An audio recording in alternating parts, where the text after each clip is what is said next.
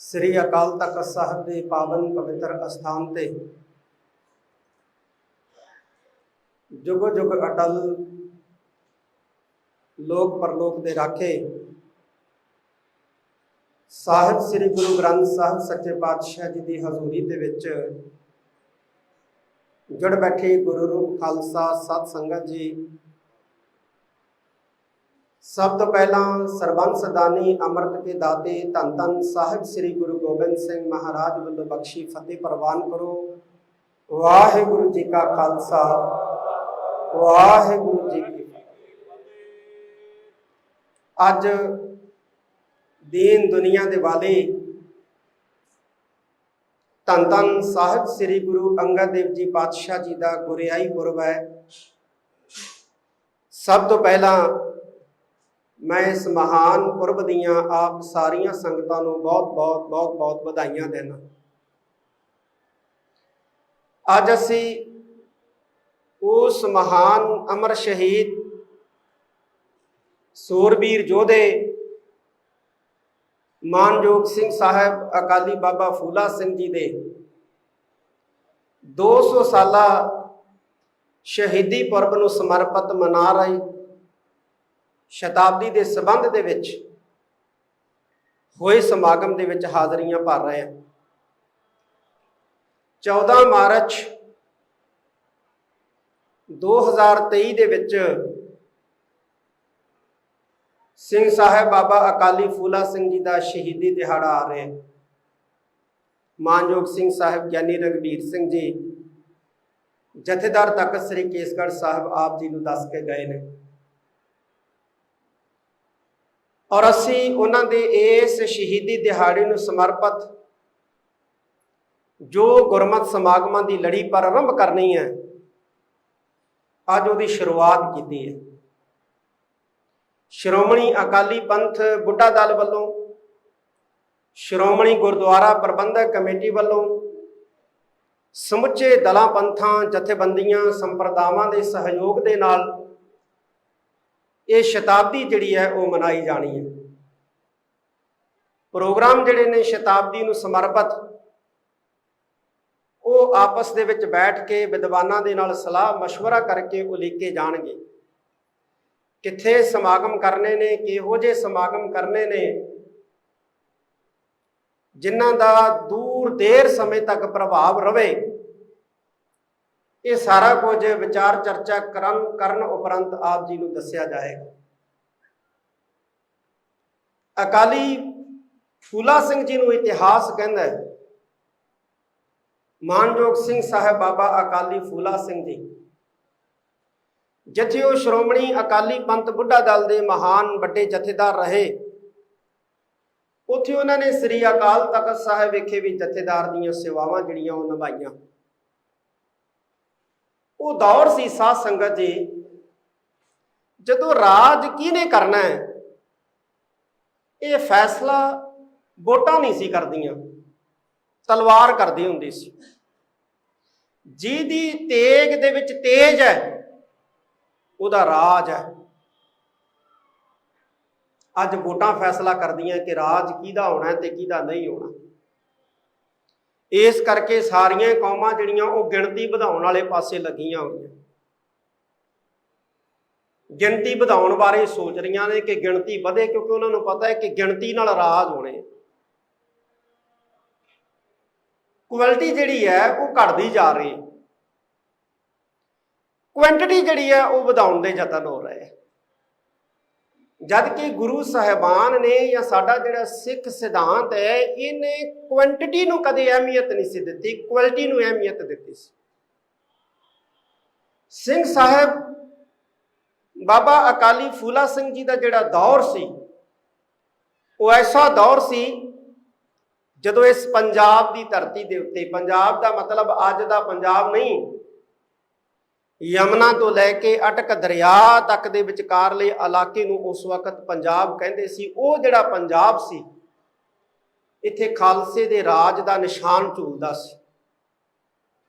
ਔਰ ਮਾਨਯੋਗ ਸਿੰਘ ਸਾਹਿਬ ਅਕਾਲੀ ਬਾਬਾ ਫੂਲਾ ਸਿੰਘ ਜੀ ਦੇ ਕੋਲ ਉਸ ਵਕਤ ਜਿਹੜੀ ਫੌਜ ਸੀ ਉਹ ਖਾਲਸਾ ਰਾਜ ਦੀ ਸਭ ਤੋਂ ਸੁਪੀਰੀਅਰ ਫੌਜ ਸੀ, सब तो सुपीਰੀयर। जिवें अजकल दुनिया के हर मुल्क कोल फौजां ने, लेकिन उन्हां फौजां दे विचों भी वो करीम कढ़ के एक ऐसी टुकड़ी तैयार करते हैं ते अपने कोल रिजर्व रखते हैं जिहड़ी लोड़ पैण दे उत्ते इस्तेमाल की जा सके। तो उस वेले खालसा राज की जिहड़ी सुपीरीयर फौज सी वो मानयोग सिंह साहब बाबा अकाली फूला सिंह की अगवाई दे विच चलदी सी। और जदों खालसा राज नूं लोड़ पैंदी सी, जदों खालसा राज नूं लोड़ पैंदी सी या खालसा राज दीयां जिहड़ियां फौजां किसी मुहिम दे विच जदों जिहड़ा है वो कामयाब हुंदियां नहीं दिखाई दिंदियां सी, उस वक्त फिर अकाली बाबा फूला सिंह नूं आवाज़ मारी जाती सी ते इह अपनी फौज लैके उस मुहिम नूं सर करन वास्ते पहुंचदे सी ते वो मुहिम जिहड़ी है वो सार हुंदी सी।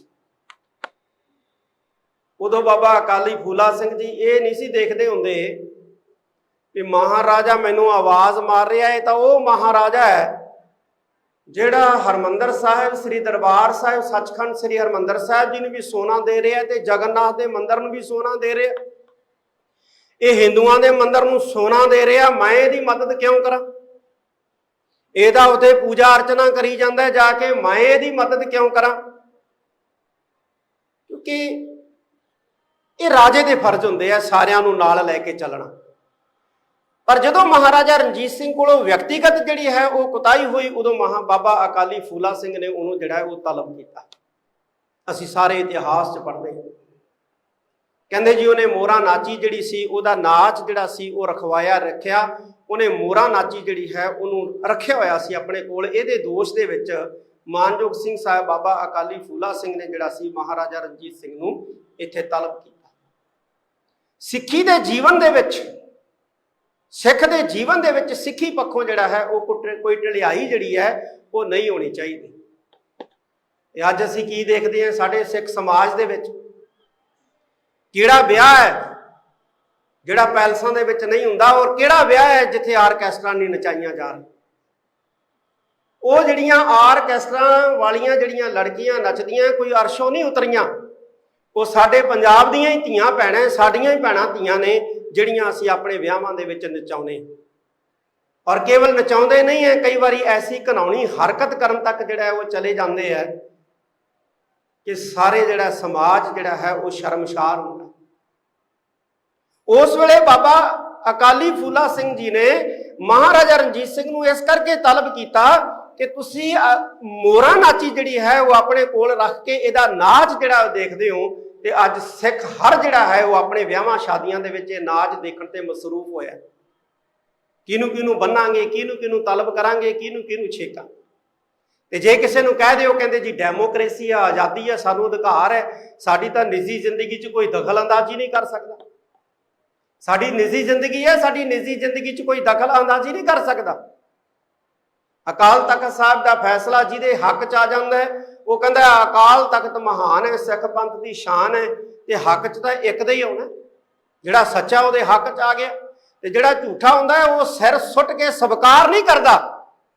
वो कहंदा मैं नहीं मनदा, मैं जथेदारी नहीं मनदा, मैं कई तां इत्थों तक चले जांदे आ कहंदे असीं अकाल तख्त नूं ही नहीं मनदे। दसो की करोगे तुसीं? ये कौमी गिरावट है, ते इन्हां कौमी गिरावटां नूं दूर करन वास्ते सानूं सारिआं नूं जिहड़ा है वो हंभला मारन की जरूरत है। उस वेले बाबा अकाली फूला सिंह जी मानयोग सिंह साहब जिहड़े सन उन्हां कोले सुपीरीयर फौज सी। वो सुपीरीयर फौज सी जिहदे दुनिया दीयां फौजां घबराउंदियां सी, डरदियां सी। ऐसी फौज जिहड़ी है वो अकाली बाबा फूला सिंह की अगवाई दे विच चलदी सी, शस्त्रधारी, मरण का चाह लैके। अज असीं की अज तां नहत्ते हां, की है साडे कोल, किहड़ी फौज है? इस करके साध संगत जी अज जिहड़े कौमी गिरावटां जिहड़ियां आईयां ने इन्हां नूं दूर करन लई सानूं सारिआं नूं हंभला मारन की बहुत वड्डी लोड़ है। मैं अक्सर ही बार बार ये जिहड़ा है वो अपील करदा पंथ नूं कि अपणियां संस्थावां बचाओ, अपणियां संस्थावां दीयां मर्यादावां बचाओ। अज साडीआं संस्थावां दे विच आपो धापी पई होई है, ਇੱਕ ਕਹਿੰਦਾ ਮੈਂ ਵੱਡਾ, ਮੇਰੀ ਸੰਸਥਾ ਵੱਡੀ, ਮੇਰੇ ਅਧਿਕਾਰ ਵੱਡੇ। ਦੂਜੀ ਦੀ ਸੰਸਥਾ ਛੋਟੀ, ਦੂਜੇ ਦੇ ਅਧਿਕਾਰ ਛੋਟੇ।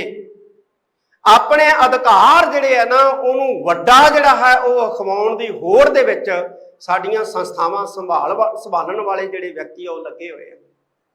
ਕਬਜ਼ੇ ਦੀ ਲੜਾਈ ਹੋ ਰਹੀ ਹੈ, ਸੰਸਥਾਵਾਂ ਦੇ ਉੱਤੇ ਕਬਜ਼ੇ ਦੀ ਲੜਾਈ ਹੋ ਰਹੀ ਹੈ। ਪੰਥ ਕਿੱਥੇ ਹੈ? ਪੰਥ ਕਿੱਥੇ ਦਿਸਦਾ ਹੈ? ਪੰਥ ਲਈ ਕੌਣ ਲੜ ਰਿਹਾ? ਅਸੀਂ ਤਾਂ ਸੰਸਥਾਵਾਂ ਦੇ ਉੱਤੇ ਕਬਜ਼ੇ ਦੀ ਲੜਾਈ ਲੜ ਰਹੇ। ਇਹ ਗੋਲਕਾਂ ਸੰਭਾਲਦੇ ਆ, ਅਸੀਂ ਗੋਲਕਾਂ ਸੰਭਾਲੀਏ। ਇਹ ਨਹੀਂ ਚਾਹ ਹੈਗਾ ਕਿ ਅਸੀਂ ਪੰਥ ਦੀ ਸੇਵਾ ਕਰਨੀ।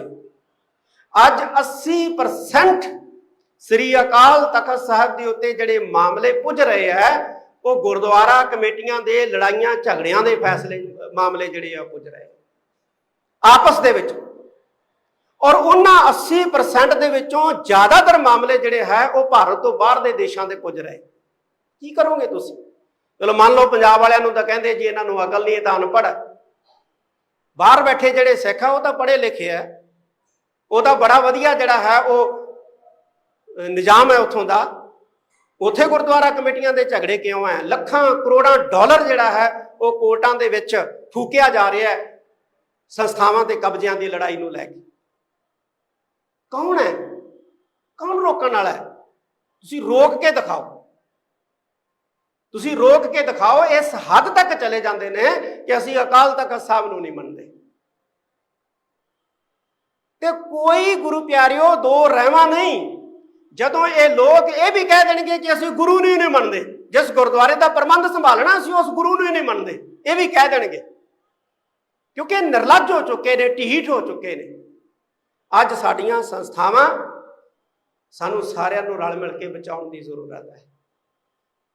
ਸਾਡੀਆਂ ਸੰਸਥਾਵਾਂ ਜੇ ਕਮਜ਼ੋਰ ਹੋ ਗਈਆਂ, ਅਮਰੀਕਾ ਦੇ ਵਿੱਚ ਜਦੋਂ ਟਰੰਪ ਜਿਹੜਾ ਸੀ ਉਹ ਉਤਰਿਆ, ਰੌਲਾ ਪਿਆ, ਅਮਰੀਕੀ ਕਾਂਗਰਸ ਦੇ ਵਿੱਚ 6 ਬੰਦੇ ਕਿ 5 ਬੰਦੇ ਬੰਦੂਕਾਂ ਲੈ ਕੇ ਵੜ ਗਏ ਔਰ ਉਹਨਾਂ ਨੇ ਮਰਡਰ ਕੀਤੇ ਉੱਥੇ।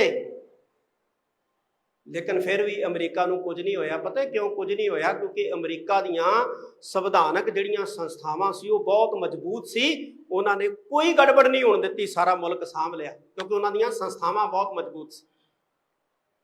ਸੰਸਥਾਵਾਂ ਮਜ਼ਬੂਤ ਸੀ।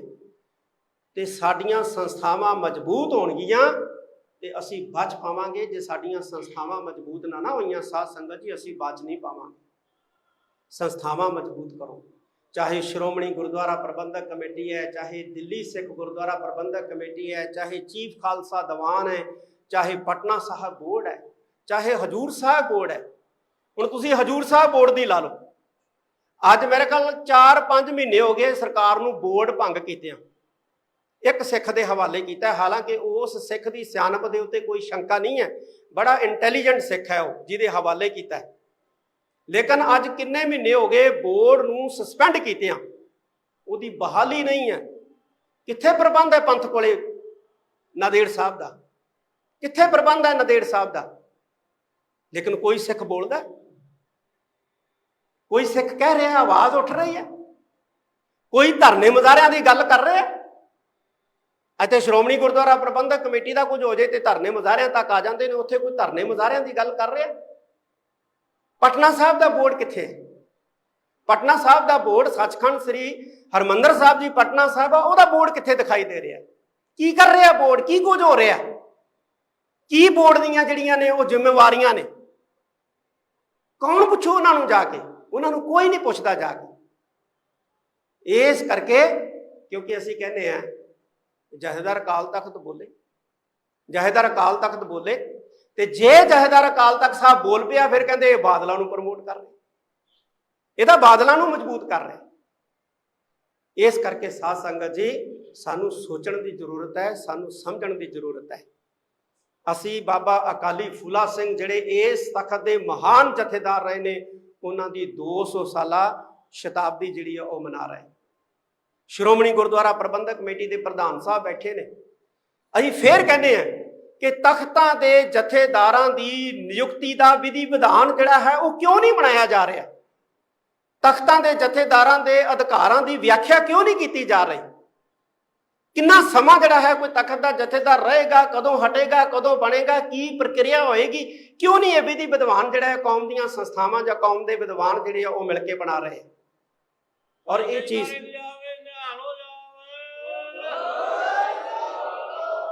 ਸ੍ਰੀ ਅਕਾਲ ਤਖਤ ਸਾਹਿਬ ਵੱਲੋਂ ਚਿੱਠੀ ਭੇਜੀ ਗਈ ਸੀ। ਜਦੋਂ ਸਿੰਘ ਸਾਹਿਬ ਮਾਨਯੋਗ ਜਥੇਦਾਰ ਜੋਗਿੰਦਰ ਸਿੰਘ ਜੀ ਵੈਦਾਂਤੀ ਜਥੇਦਾਰ ਸੀ, ਉਹਨਾਂ ਨੇ ਪੱਤਰ ਭੇਜਿਆ ਸੀ। ਮਾਨਯੋਗ ਸਿੰਘ ਸਾਹਿਬ ਗਿਆਨੀ ਗੁਰਬਚਨ ਸਿੰਘ ਜੀ ਬੈਠੇ ਨੇ, ਇਹਨਾਂ ਨੇ ਰਿਮਾਈਂਡਰ ਭੇਜਿਆ ਸੀ।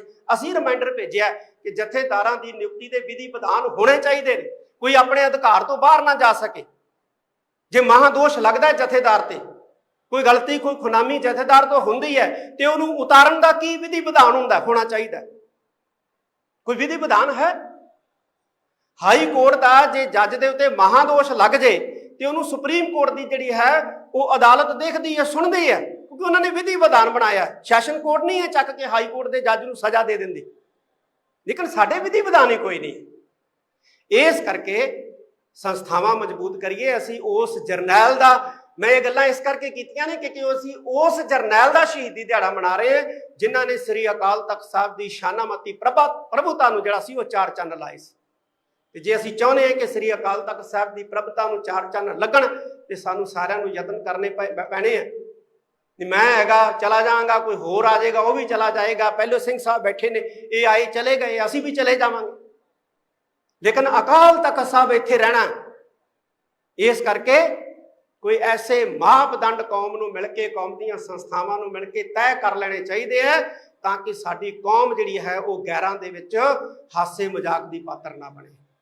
ਅੱਜ ਹਾਸੇ ਮਜ਼ਾਕ ਦੀ ਪਾਤਰ ਬਣ ਰਹੀ ਹੈ। ਅੱਜ ਜਿਹੜੇ ਧਰਮ ਪਰਿਵਰਤਨ ਕਰਾ ਰਹੇ ਨਾ ਜ਼ਬਰੀ, ਉਹ ਸਾਡੀਆਂ ਸੰਸਥਾਵਾਂ ਦਾ ਮਜ਼ਾਕ ਉਡਾ ਰਹੇ, ਸਾਡੀਆਂ ਸੰਸਥਾਵਾਂ ਦਾ ਮਜ਼ਾਕ ਉਡਾ ਰਹੇ। ਸੋ ਸਾਨੂੰ ਸੋਚਣ ਸਮਝਣ ਦੀ ਜ਼ਰੂਰਤ ਹੈ। ਮਾਨਯੋਗ ਸਿੰਘ ਸਾਹਿਬ ਗਿਆਨੀ ਜਗਤਾਰ ਸਿੰਘ ਜੀ ਮੁੱਖ ਗ੍ਰੰਥੀ ਸੱਚਖੰਡ ਸ੍ਰੀ ਹਰਿਮੰਦਰ ਸਾਹਿਬ ਸ੍ਰੀ ਦਰਬਾਰ ਸਾਹਿਬ, ਜੋ ਸਿੱਖਾਂ ਦੀ ਸਰਵੋਪਰੀ ਜਿਹੜਾ ਹੈ ਉਹ ਪੋਸਟ ਹੈ, ਸਰਵੋਪਰੀ ਅਹੁਦਾ ਹੈ। ਅਸੀਂ ਤਾਂ ਇਹਨੂੰ ਵੀ ਨਿਸ਼ਾਨੇ ਤੇ ਲੈਣੋਂ ਨਹੀਂ ਛੱਡਿਆ, ਔਰ ਗੈਰਾਂ ਨੇ ਨਹੀਂ ਲਿਆ, ਸਾਡੇ ਆਪਣਿਆਂ ਨੇ ਲਿਆ। ਇਸ ਕਰਕੇ ਅਹੁਦਿਆਂ ਦਾ ਮਾਣ ਕਰਨਾ ਸਿੱਖੀਏ, ਅਹੁਦਿਆਂ ਦਾ ਸਤਿਕਾਰ ਕਰਨਾ ਸਿੱਖੀਏ, ਔਰ ਅਹੁਦਿਆਂ ਦੀ ਸ਼ਾਨ ਨੂੰ ਬਰਕਰਾਰ ਰੱਖਣ ਦੇ ਵਿੱਚ ਆਪਣਾ ਯੋਗਦਾਨ ਪਾਈਏ, ਤਾਂ ਅਸੀਂ ਬਚ ਸਕਦੇ ਹਾਂ, ਨਹੀਂ ਬਚ ਨਹੀਂ ਸਕਾਂਗੇ। ਮਾਨਯੋਗ ਸਿੱਖ ਸਾਹਿਬ ਜਥੇਦਾਰ ਗਿਆਨੀ ਰਘਬੀਰ ਸਿੰਘ ਜੀ ਨੇ ਸਾਰਿਆਂ ਦਾ ਧੰਨਵਾਦ ਕਰ ਦਿੱਤਾ ਹੈ। ਮੈਂ ਦਿਲ ਦੀਆਂ ਗਹਿਰਾਈਆਂ ਦੇ ਵਿੱਚੋਂ ਆਪ ਸਾਰੀਆਂ ਸੰਗਤਾਂ ਦਾ ਬਹੁਤ ਬਹੁਤ ਧੰਨਵਾਦ ਕਰਦਾ। ਵਾਹਿਗੁਰੂ ਜੀ ਕਾ ਖਾਲਸਾ, ਵਾਹਿਗੁਰੂ ਜੀ ਕੀ ਫਤਿਹ।